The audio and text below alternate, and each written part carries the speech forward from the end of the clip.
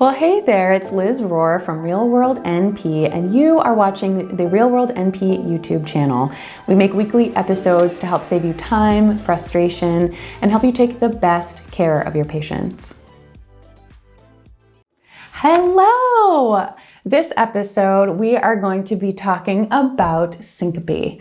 So the way I want to approach this video is thinking about being a nurse practitioner in primary care. Somebody comes in and their chief complaint is syncope, right? So I want to focus on, I've talked about this in a couple of videos, but when the longer you are in practice as a nurse practitioner and the more knowledge the larger the knowledge base you develop, when you go into a visit, you start with the differentials in the front of your mind and you work your way backwards. So I want to work through this episode in that way, acknowledging that if you are a new grad or student listening to this, this is not going to be the way that it is for you in primary care. The hack of getting around that is, like I've mentioned in other symptom-based videos and episodes, which is using the acronyms of OLDCART, onset, location, duration, etc., in your history taking, and then doing a full ROS and physical exam to kind of work your way backwards into the differentials, right? But anyway, we'll start with the differentials, the general categories of differentials for syncope, and then we'll get into the history questions, the physical exam, and red flags to watch out for, as well as some of the testing we want to watch out for. And I really want to tie them back to those general categories of differentials. So let's first talk, what is the definition of syncope? And this is important, not for semantics, but actually in practice, because patients who come in saying that they had a syncopal episode or they fainted, it could be true syncope or it could be kind of like pseudo syncope. It could be something else, right? So it's a transient loss of consciousness that is caused by a period of inadequate cerebral blood flow and nutrients. It's quick onset, it's brief, and it's self-limited. That's like the definition of a transient loss of consciousness, aka syncope. Okay, so next I want to talk about those four main categories of causes.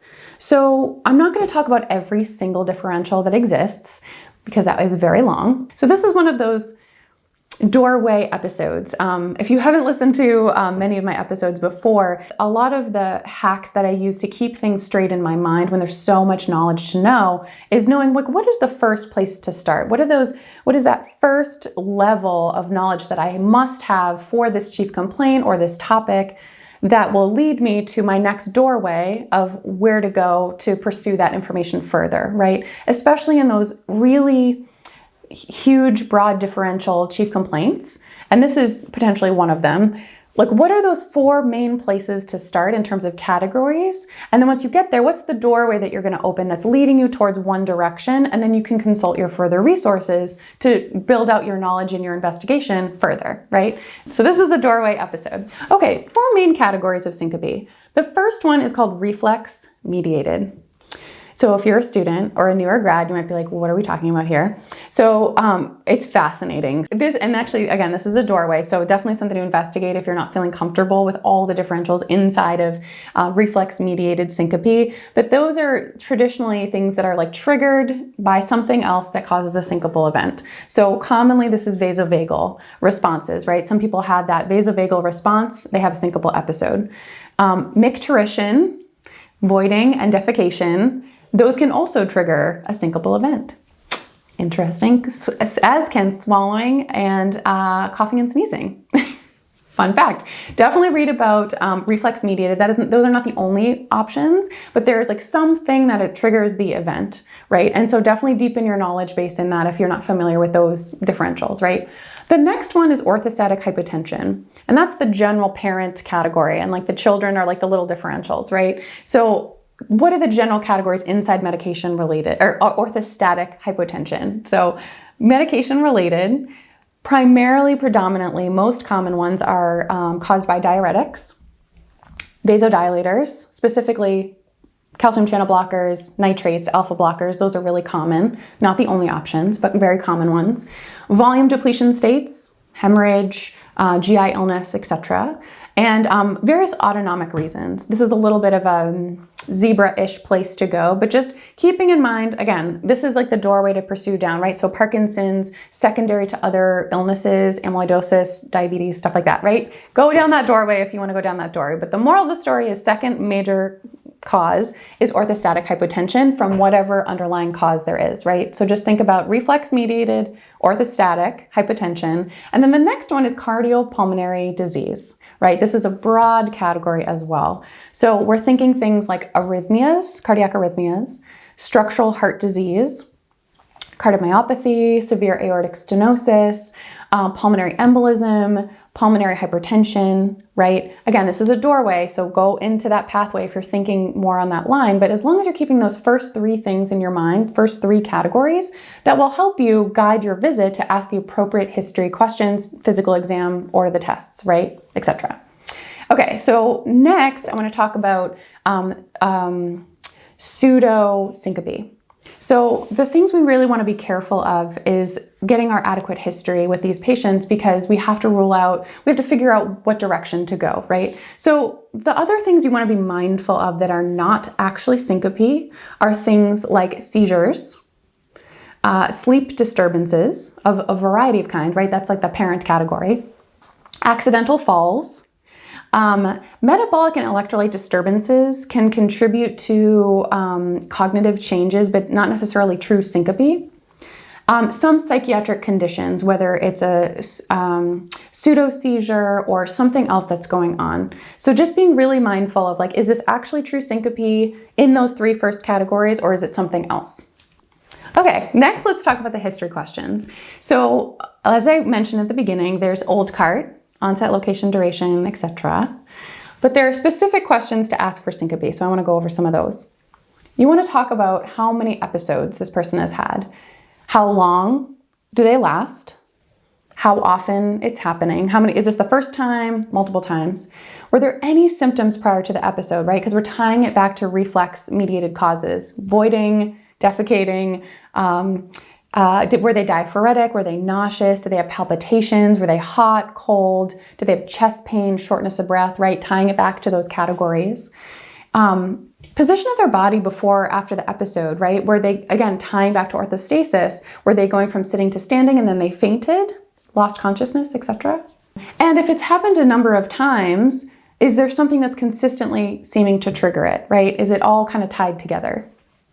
And then a really important question is, were they by themselves or were they with somebody else? Because if there was a witness, we really want to ask that person too, what did you see? Did they have any body physical movements, right? Are we trying to rule out if this is actually like a seizure instead of a syncopal event? Was there any change in their breathing? What did they look like? Were they like cyanotic appearing, right? Using the appropriate language with a person who's with them. Any other pre-existing conditions that we know about already, medications that they're taking. And then family history is always a good one to throw in. I feel like I missed that aspect of the evaluation when I was a newer grad. I would have family history as part of my assessment, but I didn't realize, I just didn't make that connection of how important that answering that question is, right? And you can give them options, right? Because again, we're looking for cardiopulmonary disease here. Did they have any arrhythmias, structural heart disease, heart attack, stroke, etc.? One note here, important note I want to make, is that actually reduced blood flow to the brain from cerebral artery atherosclerosis is actually quite uncommon. So it is a possibility, but it's actually not the most common thing to think about. Okay, let's talk about some red flags to watch out for. So you've probably put this together already and you have those categories in your mind, but let's just put it in a little list here, right? Exertional onset. Why do we care about that, right? Because we're worried about something cardiac going on, cardiopulmonary. Chest pain, dyspnea, palpitations, focal neurologic deficits, of course. We want to see what's going on with that.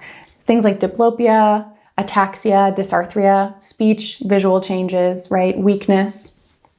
Severe headache would be really concerning too, right? Because we could potentially be tying into some sort of vascular thing going on that contributed to the loss of syncope, a loss of consciousness, right? So those are the main red flags to watch out for. In terms of the evaluation, you want to do your full physical exam, specifically focusing in on HEENT, cardiovascular, their general appearance, of course, pulmonary, right? Because we're trying to get into those categories. And then it's more additional kind of like exam testing things we want to think about. We want to do blood pressures in both arms. Even if you're not really sure what the structural cardiac abnormality might be, that's one piece of evidence to help support yes or no. Is there something going on there cardiovascular wise, right? So testing it in both arms, seeing if there's a discrepancy between blood pressures. Absolutely orthostatic vital signs. I know they're not the most fun thing to do, but hopefully you can get your support staff to help you with them if you cannot yourself. That is absolutely must, vital, one of the categories, right? EKG is wise to do because we want to look for arrhythmia. You can find some signs of structural abnormalities on your EKG. Definitely seeking out support if you need help with interpretation, and consider labs based on their history, right? So CMP, complete metabolic panel, we want to think about, are there electrolyte disturbances? Does that make sense based on their history? A CBC, do they have underlying anemia or something else like that? A1C, perhaps, if we're thinking maybe they have some underlying diabetes, which could be contributing in a secondary way to like that reflex mediated one. It's a little bit complicated, but one thing to watch out for, right? And then, yeah, you just really kind of take it from there. It really depends on what the potential, in terms of the management, really depends on the history, your exam, and where you're kind of going with each of those doorways, right? Just to recap that, reflex mediated, and digging into that if you're not feeling super comfortable with that, orthostatic, hypotension from whatever cause, right? And cardiopulmonary disease. So depending on your assessment and your labs, you get to make that decision of like, who do I need support from next? Is this more likely, I don't actually, hold on. I don't even think I mentioned neurologic exam in my physical exam. I think I was just like intuiting that, but that is absolutely part of that is absolutely part of your physical exam, so I don't want to leave that out. But yeah, you want to decide, do you need cardiology to help you? Do you need neurology to help you? Do you need your supervising, collaborating provider to help you? Things like that. So that's it. So hopefully that's a helpful summation of the approach to diagnosing syncope in primary care. If you haven't grabbed the ultimate resource guide for the new NP, head over to realworldnp.com/guide. You'll get all of these episodes sent straight to your inbox every week with notes from me, patient stories, and bonuses I truly don't share anywhere else. Thank you so very much for watching. Hang in there, and I'll see you soon.